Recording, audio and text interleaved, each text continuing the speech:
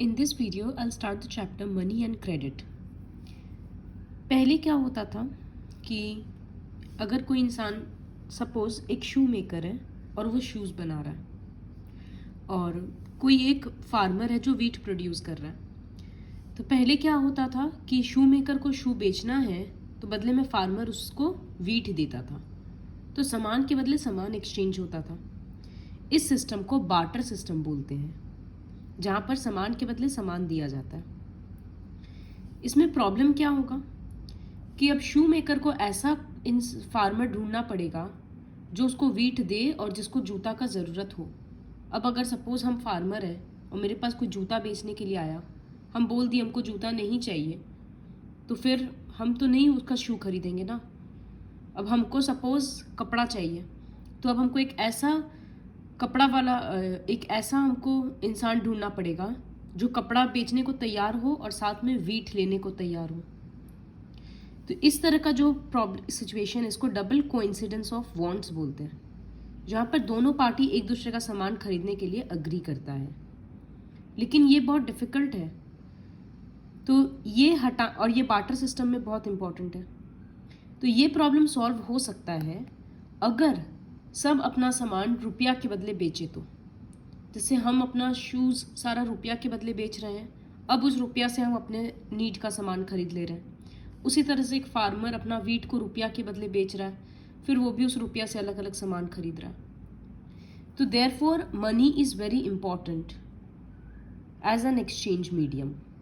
Exchange करने के लिए सामान रुपया का बहुत ज़रूरत है, क्योंकि अगर हम लोग सामान के बदले सामान एक्सचेंज करें तो वो हर सिनेरियो में पॉसिबल नहीं है।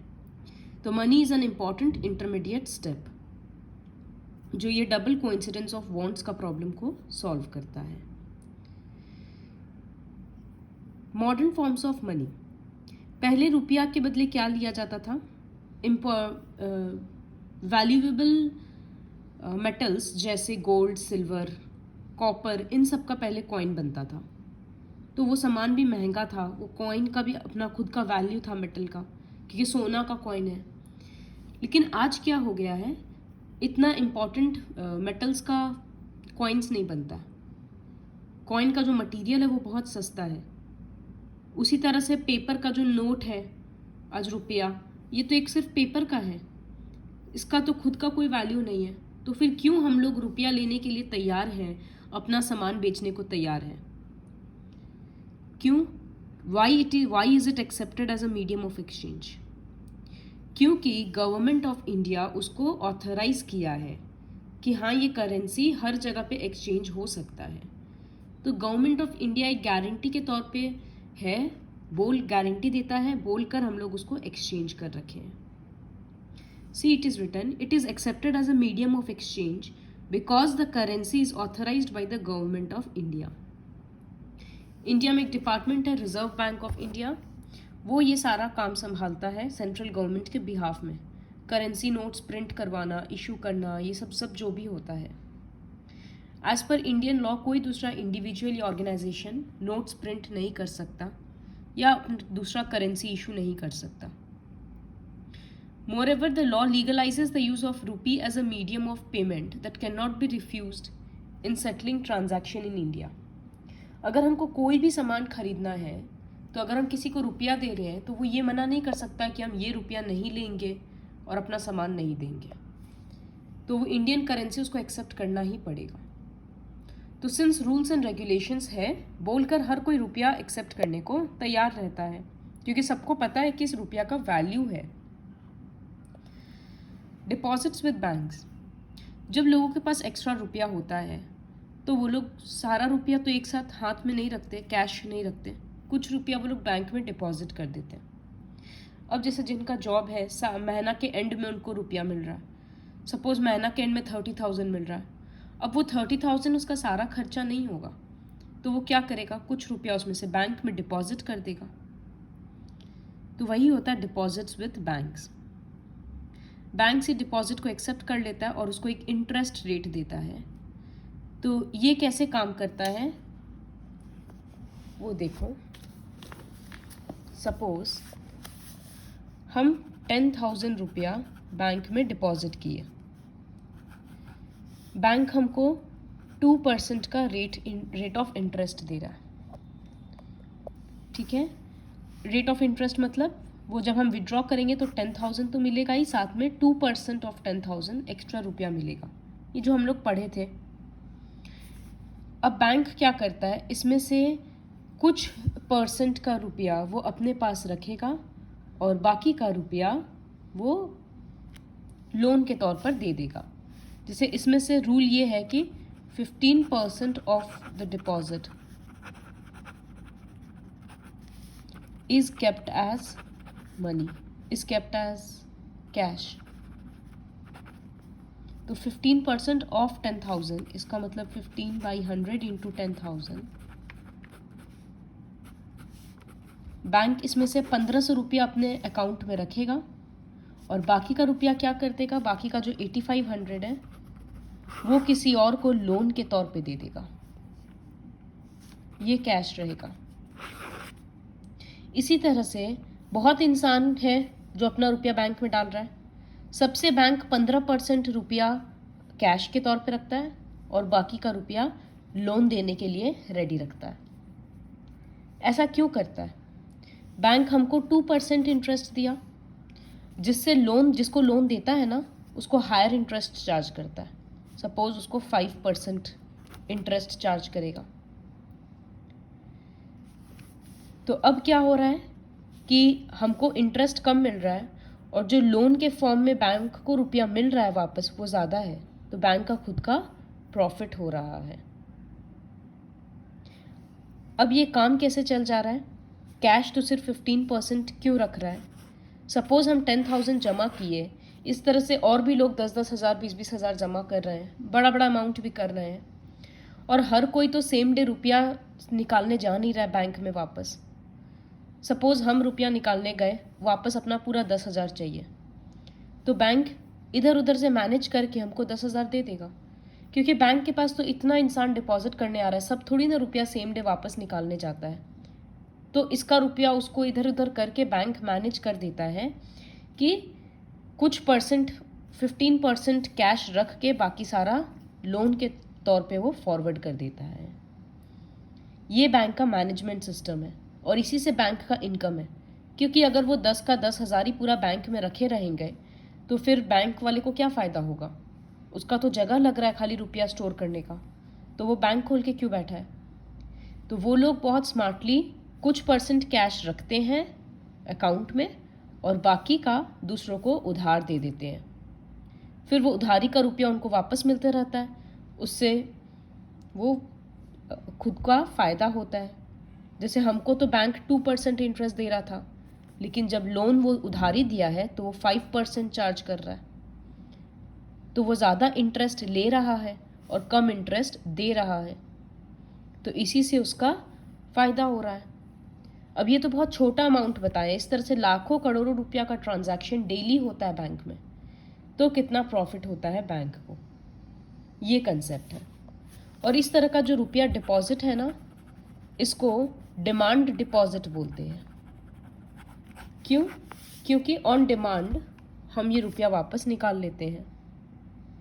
Since the deposits in the bank accounts can be withdrawn on demand, जब मेरा ज़रूरत, जब मेरा मन, हम ये रुपया बैंक जाकर निकाल सकते हैं, तो इसी को डिमांड डिपॉजिट्स बोलते हैं। डिमांड डिपॉजिट्स का एक और फ़ायदा है, हम अपना अकाउंट खोल लिए, उसमें रुपया डाल रखे हैं डिपॉजिट, अब हमको किसी थर्ड इंसान को पे करना है तो हम चेक के फॉर्म में पे कर सकते हैं। इस तरह का एक चेक रहता है। तो इससे फ़ायदा क्या है कि हमको कैश का ट्रांजैक्शन नहीं करना पड़ता, बिना कैश के ही मेरा काम हो जाता है चेक के थ्रू।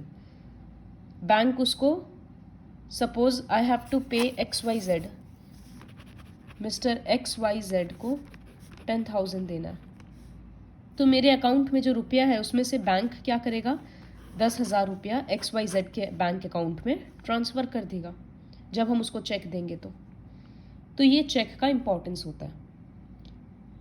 कभी दूर दूर पेमेंट भेजना है, फॉरेन कंट्री में पेमेंट करना है, तो अब कैश थोड़ी ना उसको कुरियर करेंगे या कैश कहाँ से भेजेंगे, तो ये चेक का पेमेंट ईजी रहता है, ऑनलाइन पेमेंट होता है, बहुत सिस्टम है।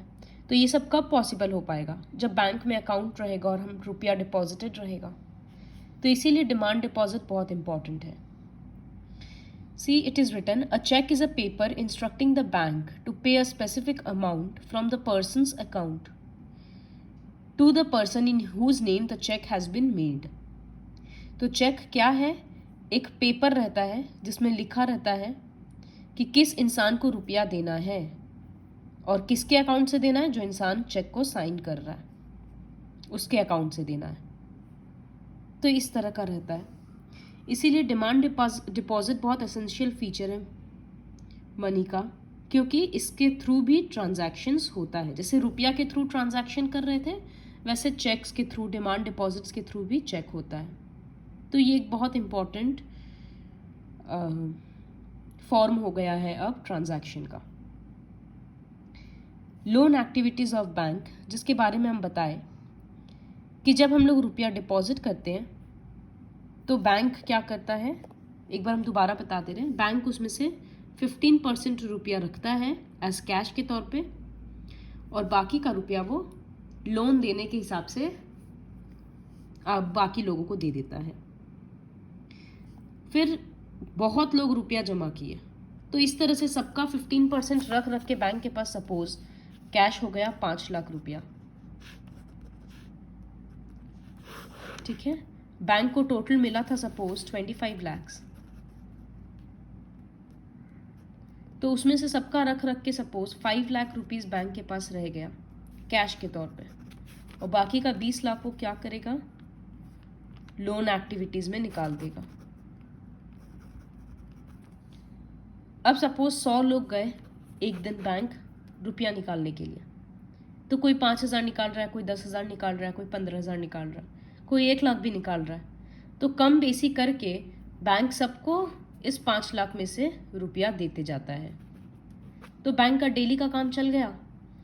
और अब ये जो 20 लाख रुपया बैंक लोन के तौर पे अलग अलग लोगों को दे रखा है, उन सब से जो इंटरेस्ट मिल रहा है वो बहुत है ज़्यादा है, तो उससे बैंक का अपना खर्चा निकलता है। इसको बहुत सिंपल टर्म्स में ये समझा सकते हैं कि हम एक इंसान को ABC 3 इंसान है, हम 1,000 रुपया बी को दिए, तो बी बोला था बदले में हम तुमको 1,200 रुपया देंगे 4 दिन के बाद। तो ए के लिए तो प्रॉफिटेबल है ना कि 1,000 रुपया रख रहे हैं, 200 रुपया और मिल जाएगा 4 दिन के बाद। तो ये बोला ठीक है, इस तरह से इनके बीच सेटलमेंट हो गया। अब बी क्या कर रहा है, ये 1,000 रुपया सी को दे रहा है, क्योंकि सी को लोन चाहिए था। और वो क्या बोला बदले में कि तुमको हमको 1,500 वापस करना होगा 4 दिन के बाद। 1,500 नहीं भी तो समझो चलो 1,300 वापस करना होगा। तो यहाँ पर जो ये बी है, इसका तो ज़ीरो इन्वेस्टमेंट था। ये जो 1,000 रुपया घूम रहा है इधर से उधर, ये किसका है, ए का है।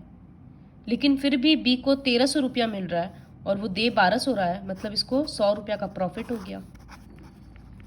तो इसका तो कोई रुपया ही इन्वॉल्व नहीं था बी का, फिर भी उसको प्रॉफिट हुआ। तो ये बिना रुपया के भी इनकम किया है। कैसे, एक इंसान का रुपया को सर्कुलेट करके, इधर से उधर करके। वही काम बैंक भी करता है, किसी से रुपया ले रहा है और ज़रूरतमंद को दे रहा है ज़्यादा इंटरेस्ट चार्ज करके। यहाँ पर बी यही ना काम किया, इसको तो इंटरेस्ट के तौर पे बस 200 रुपया दे रहा था एक्स्ट्रा, और बदले में ले खुद रहा था 300 रुपया एक्स्ट्रा, तो 100 रुपया का प्रॉफिट हुआ। यही काम बैंक का भी होता है।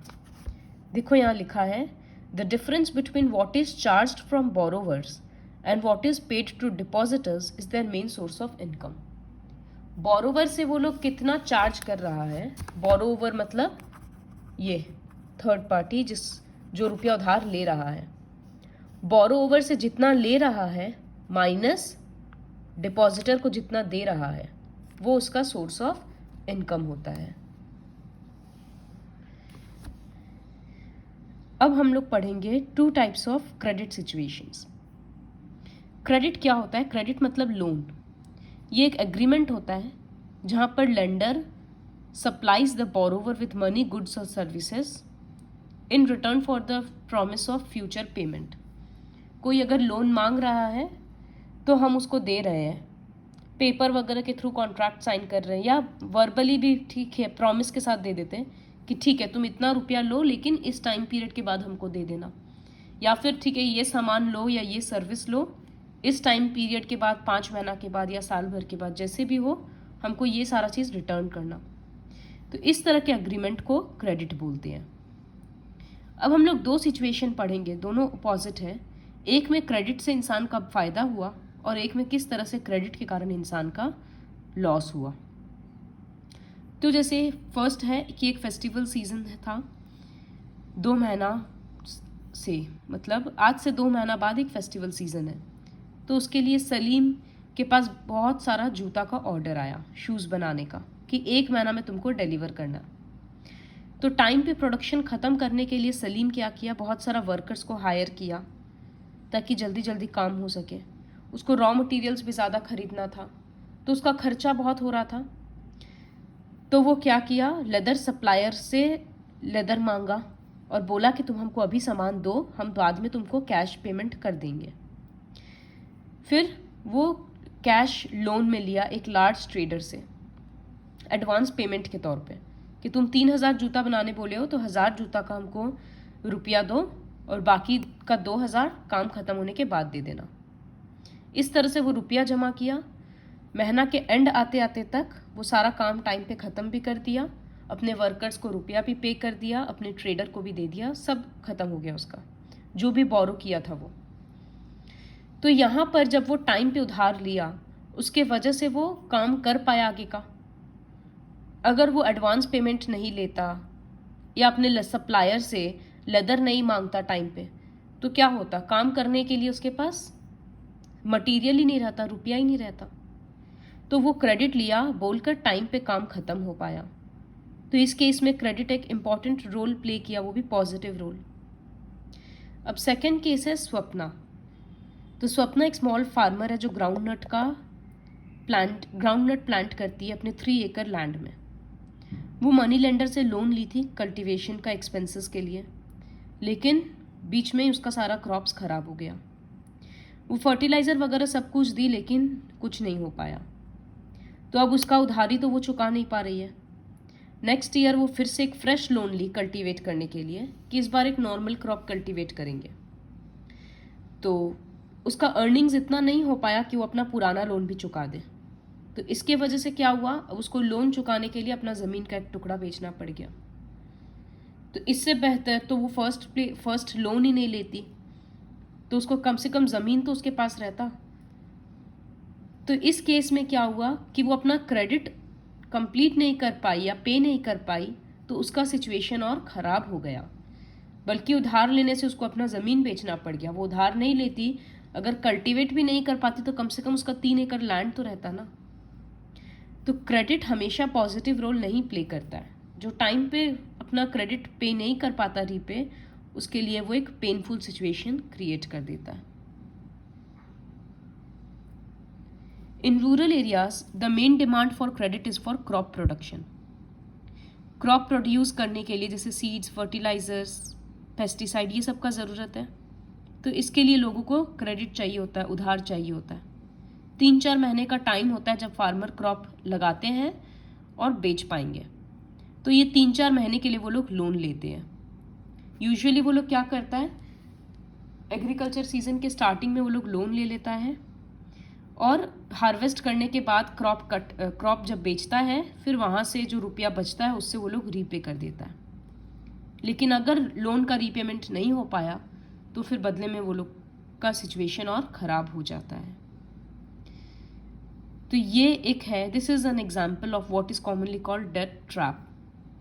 उधार के ट्रैप में फंसते जाता है इंसान। अगर एक बार उधार नहीं चुका पाया तो उसको ख़त्म करने के लिए इंसान दूसरी बार लोन लेता है, तीसरी बार लेता है और ये चलते ही रहता है। Read this paragraph on your own. Next, terms of credit. अगर लोन देते हैं तो बदले में कुछ ना कुछ ऐसा बोलते हैं ना कि गिरवी रखना पड़ता है, या उसको कोलैटरल बोलते हैं। ये कोई एक प्रॉपर्टी हो सकता है, कोई व्हीकल हो सकता है। गांव में गाय बकरी लोग उधार गिरवी रख देते हैं कि अगर हम लोन नहीं चुका पाए तो ये गाय बकरी ले लेना, या लैंड चला जाता है, जैसे स्वप्ना के केस में उसको अपना लैंड देना पड़ा कुछ हिस्सा। तो कोलैटरल, उसी को कोलैटरल बोलते हैं। Collateral is an asset that the borrower owns. जो उधार ले रहा है वो सामान उसका होता है, और ये गारंटी के तौर पे काम करता है कि अगर लेंडर को हम रुपया वापस नहीं दिए तो फिर लेंडर इसको बेच सकता है या अपने पास रख सकता है। बैंक भी ऐसे प्रॉपर्टीज को, ऐसे कोलैटरल देखता है, उसके बाद ही उधार देता है। Interest rate, collateral and documentation requirement and the mode of repayment together comprise what is called terms of credit. तो ये जो लोन देने के लिए जो कंडीशंस है कि इंटरेस्ट रेट कितना होगा, क्या क्या कोलैटरल रहेगा, सारा पेपर वर्क प्रॉपरली होना चाहिए, कितने साल में या कितने महीना में लोन वापस रीपे करेंगे, ये सारा जो कंडीशंस होता है इसी को बोलते हैं टर्म्स ऑफ क्रेडिट। ये टाइम टू टाइम वैरी करता है। हर बैंक से अगर हम 10,000, मतलब अलग अलग बैंक से हम 10,000 रुपया बोरो करेंगे तो सबका कंडीशन अलग अलग रहेगा, सबका रेट ऑफ इंटरेस्ट अलग रहता है। या अलग अलग इंसान से लेंगे तो भी वो अलग अलग कंडीशन रहेगा। तो टर्म्स ऑफ क्रेडिट अलग अलग पर्सन टू पर्सन वैरी करता है और टाइम टू टाइम वैरी करता है। नेक्स्ट है formal sector credit in India. काफ़ी इंपॉर्टेंट है। लोन दो तरह का होता है, फॉर्मल सेक्टर लोन्स और इनफॉर्मल सेक्टर लोन्स। जब कोई लोन बैंक से लेता है या कोऑपरेटिव सोसाइटी से लेता है तब उसको बोलते हैं फॉर्मल सेक्टर लोन, या गवर्नमेंट से लोन लेता है तो। लेकिन कभी कभी लोग क्या करते हैं, अपने फ्रेंड्स और रिलेटिव से उधार ले लेते हैं, या अपने नेबर से लेते हैं, या बड़ा ज़मींदार से, बड़े मनी लेंडर से। तो उस तरह का लोन होता है informal sector loans. Generally formal sector loan में क्या होता है, reserve bank of India supervises the functioning of formal sources of loan. जैसे सब बैंक एक मिनिमम कैश बैलेंस मेंटेन करता है out of the deposit they receive. ये हम लोग देख लिए कि हर बैंक को 15% कैश रखना पड़ेगा अपने पास, वो खाली लोन दे नहीं सकता है। ऐसे तो फिर कोई रुपया बैंक में निकालने जाएगा तो बैंक बोलेगा रुपया ही नहीं है, क्योंकि वो तो सारा लोन में दे दिया। तो इस वजह से मिनिमम एक बैलेंस मेंटेन करना ही होता है बैंक को। तो ये कौन मॉनिटर करता है, रिजर्व बैंक ऑफ इंडिया। फिर reserve bank of India actually में ये भी देखता है कि बैंक खाली बड़े बड़े बिजनेस हाउसेस को रुपया लोन नहीं दे, वो छोटे फार्मर को भी दे और अलग अलग तरह के लोगों को दे, ताकि सबको हेल्प मिल सके। Periodically banks have to submit information to the RBI on how much they are lending to whom at what interest rate etcetera. Bank को अपना रिपोर्ट भी सबमिट करना पड़ता है कि इस इंसान को इतना रुपया का लोन दिया गया है। तो इससे क्या होता है, फ्रॉड का चांसेस कम हो जाता है। तो फॉर्मल सेक्टर का लोन इसलिए अच्छा है। इनफॉर्मल सेक्टर में ऐसे कोई कंट्रोल करने वाला थोड़ी है। अब मेरे से अगर कोई लोन मांग रहा है, अब हम उसको मन चाहे तो, वो बहुत मजबूरी में है तो हम 15% भी मांग सकते हैं कि तुम हमको 15% इंटरेस्ट के तौर पे लोन देंगे हम तुमको, जो कि बहुत हाई रेट है। और सामने वाला अगर मजबूर होगा तो वो एक्सेप्ट भी करेगा। मेरा मन तो हम 20% भी कर सकते हैं, फिर हम उसको लोन वापस चुकाने के लिए बार बार परेशान भी करते हैं, तो हमको रोकने वाला कोई नहीं है, क्योंकि ये इनफॉर्मल सेक्टर का लोन है। तो इनफॉर्मल सेक्टर में कंट्रोल करने के लिए कोई ऑर्गेनाइजेशन नहीं होता है, तो इसलिए यहाँ पर लोग परेशान बहुत करते हैं, फिर मनमानी चलाते हैं अपना। तो उसके बावजूद लोग इनफॉर्मल सेक्टर से लोन लेते क्यों है, फिर ये हम लोग आगे पढ़ेंगे। तो यहाँ लिखा है कि कंपेयर टू फॉर्मल लेंडर्स, जो फॉर्मल लेंडर्स होते हैं जैसे बैंक, कोऑपरेटिव्स, ये सब, उनके कंपैरिजन में इनफॉर्मल लेंडर्स बहुत हाई अमाउंट चार्ज करते हैं। और जितना higher rate of interest charge रहेगा, इसका मतलब रुपया रिटर्न करते वक्त उतना ही ज़्यादा रिटर्न करना पड़ेगा। तो कभी कभी तो ऐसा होता है कि जितना कमाए नहीं, 5,000 का लोन लिए थे,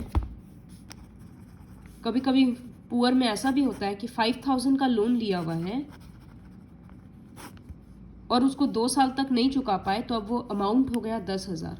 तो जितना लोन लिए नहीं थे उससे ज़्यादा तो हमको पे करना पड़ रहा है। कभी कभी ऐसा भी होता है। क्यों? क्योंकि जो उधार दिया था वो बहुत हाई रेट इंटरेस्ट चार्ज कर रहा है, वो अपना इंटरेस्ट रेट बढ़ा दिया। तो इस तरह का प्रॉब्लम्स इनफॉर्मल सेक्टर में बहुत होता है। तो ये बहुत ज़रूरी है कि बैंक और कोऑपरेटिव्स जो है वो सब हर कैटेगरी के लोगों को लोन दें और वो भी कम रेट में दें, ताकि लोग ज़्यादा से ज़्यादा बिजनेस कर सके, तो कंट्री का इकोनॉमी का ग्रोथ हो। तो cheap and affordable credit is crucial for the country's development. ये एक ऐसी ग्राफ है जिसे रिच हाउस होल्ड जो है, पैसा वाला, वो लोग 90% लोन फॉर्मल सेक्टर से लेता है, मतलब बैंक वगैरह से, और 10% इधर उधर से, इनफॉर्मल से। जो वेल ऑफ हाउस होल्ड्स हैं वो 72% बैंक से लेते हैं और 28% इनफॉर्मल। फिर जिनके पास कम एसेट है वो लोग फॉर्मल सेक्टर से 47% लोन लेता है, वो लोग मैक्सिमम इनफॉर्मल से लेता है। और जो पुअर हाउस होल्ड्स हैं वो लोग तो फॉर्मल से लेता ही नहीं है ज़्यादा, सब इधर उधर से ही लेता है, मनी लेंडर से, ज़मींदार से, बिग फार्मर से, नेबर्स से, रिलेटिव से, इस तरह से। तो क्या समझ में आया कि ये जो बैंक का चीप क्रेडिट मिल रहा है, बैंक जो सस्ता में लोन देता है, इसका फ़ायदा गरीबों को तो हो ही नहीं रहा, बल्कि रिच हाउस होल्ड्स ही बैंक से ज़्यादा लोन ले रहा है, क्योंकि गरीब लोग तो आपस में ही लोन ले रहे हैं एक दूसरे से या थोड़े पैसा वाले लोगों से। ऐसा क्यों हो रहा है? अगर सस्ता क्रेडिट बैंक दे रहा है तो फिर सब बैंक से ही रुपया क्यों नहीं उधार लेता है? क्योंकि उसका भी प्रॉब्लम है जो हम लोग आगे पढ़ेंगे। यहाँ लिखा है कि most loans from money lenders carry a very high interest rate and do little to increase the income of the borrowers. तो ये ज़रूरी है कि बैंक्स और कोऑपरेटिव्स रूरल एरियाज़ में ज़्यादा से ज़्यादा लोन दें, ताकि वहाँ पर लोग इंडिपेंडेंट बन सके और ये जो डेथ ट्रैप है, उधारी का जो ट्रैप में लोग फंस जा रहे हैं, उससे निकल सके। सेकेंडली, फॉर्मल सेक्टर को ये भी देखना चाहिए कि लोन सारे ज़रूरतमंद को मिल रहा है। अभी क्या हो रहा है, खाली रिचर हाउस होल्ड्स को लोन, पैसा वाले लोग, पैसा, बड़ा बड़ा बिजनेस हाउसेस खाली बड़ा बड़ा लोन ले रहा है। जैसे हम लोग कितना बार न्यूज़ में देखते हैं कि इतना करोड़ का लोन लेकर ये भाग गया, वो भाग गया। तो इस तरह का सिनेरियो नहीं होना चाहिए, पुअर को भी लोन मिलना चाहिए।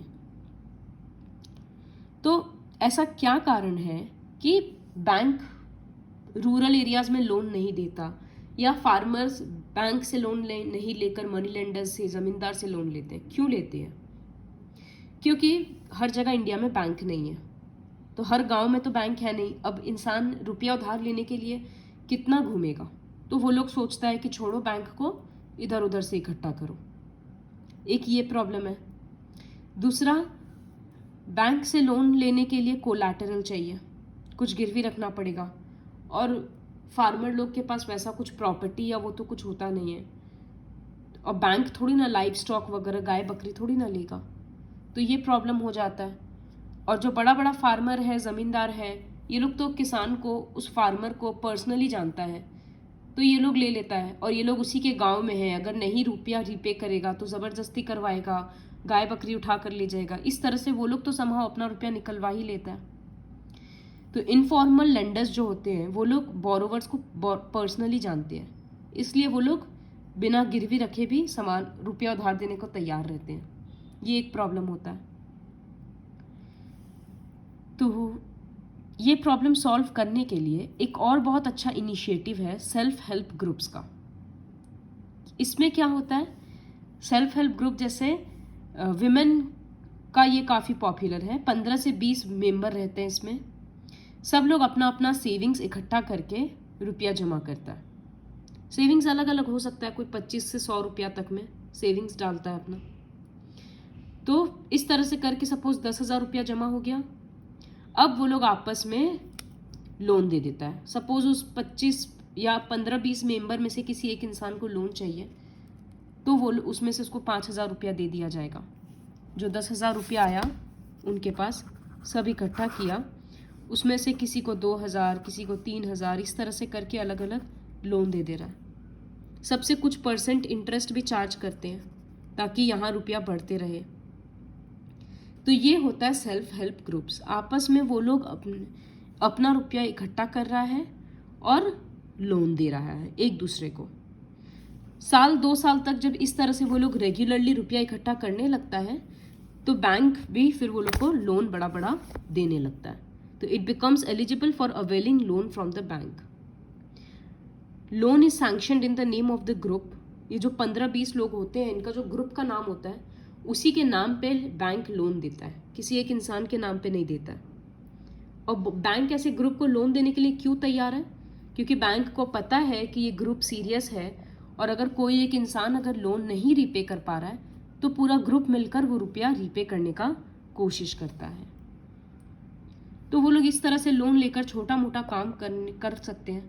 हैंडलूम का कोई मशीन खरीदना, स्विंग मशीन खरीदना या कैटल खरीदना, फिर उससे अपना इनकम करना, इस तरह का काम हो सकता है। एक इम्पॉर्टेंट बात यह भी है कि वो लोग इसमें डिसीजन खुद लेते हैं, ये ग्रुप मेंबर्स, तो अपना भला बुरा वो लोग अच्छे से सोच रहे हैं। फिर जब ये लोग रेगुलरली मिलते रहते हैं, मीटिंग करते हैं, तो इससे वो लोग बाकी टॉपिक्स में भी बात करते हैं, जैसे डोमेस्टिक वायलेंस या हेल्थ या न्यूट्रिशन। इस तरह का ग्रुप्स विमेन में काफ़ी कॉमन है, तो अवेयरनेस इंक्रीज होता है। तो ये सारा पॉइंट था कि कोलैटरल के एब्सेंस में इन लोगों के पास, अब जब ये लोग बैंक से लोन अप्लाई कर रहे हैं तो ये लोग कोई कोलैटरल थोड़ी ना दे रहे बैंक को, ये लोग कोई गिरवी नहीं रख रहे बदले में कुछ भी, फिर भी बैंक इनको लोन दे रहा है क्योंकि उस ग्रुप का वैल्यू होता है। तो इस तरह का सेल्फ हेल्प ग्रुप्स का इंडिया में बनना बहुत इंपॉर्टेंट है, तभी जाकर रूरल एरियाज डेवलप करेगा। इसी तरह से कोऑपरेटिव्स भी होता है जो बैंक जो लोन देता है, ये रहा लोन फ्रॉम कोऑपरेटिव्स। ये और बड़े लेवल पे होता है, जैसे 2300 फार्मर्स का एक ग्रुप है, कृषक कोऑपरेटिव, वो विलेजेस में लोन देता है फार्मर्स को। तो ये थोड़ा बड़ा लेवल पे हो गया, ये फॉर्मल सेक्टर का ही लोन है। और ये जो सेल्फ हेल्प ग्रुप्स है ये थोड़े लोअर लेवल पे हो गया। So this is all about the chapter money and credit. अगर रिवाइज कराएंगे तो इसमें हम लोग क्या पढ़े? सबसे पहले कि मनी को एक्सचेंज मीडियम क्यों माना गया, ताकि कन्वीनियंट हो पाए सामान एक्सचेंज करना। और क्यों हम लोग मनी एक्सेप्ट कर लेते हैं? क्योंकि गवर्नमेंट ऑफ इंडिया गारंटी के तौर पे काम करता है कि इससे आगे प्रोडक्ट्स एक्सचेंज हो पाएगा, सर्विसेज एक्सचेंज हो पाएगा। फिर हम लोग रुपया बैंक में डिपॉजिट करते हैं, एक्स्ट्रा रुपया, तो उसमें से कुछ रुपया बैंक अपने पास कैश के तौर पे रखता है और बाकी का रुपया लोन दे देता है जिसको ज़रूरत है, और वहाँ से बैंक का इनकम होता है। इसके बारे में पढ़े। फिर लोन का 2 टाइप का लोन था, फॉर्मल सेक्टर और इनफॉर्मल सेक्टर, उसके बारे में हम लोग पढ़े। This is about the chapter money and credit.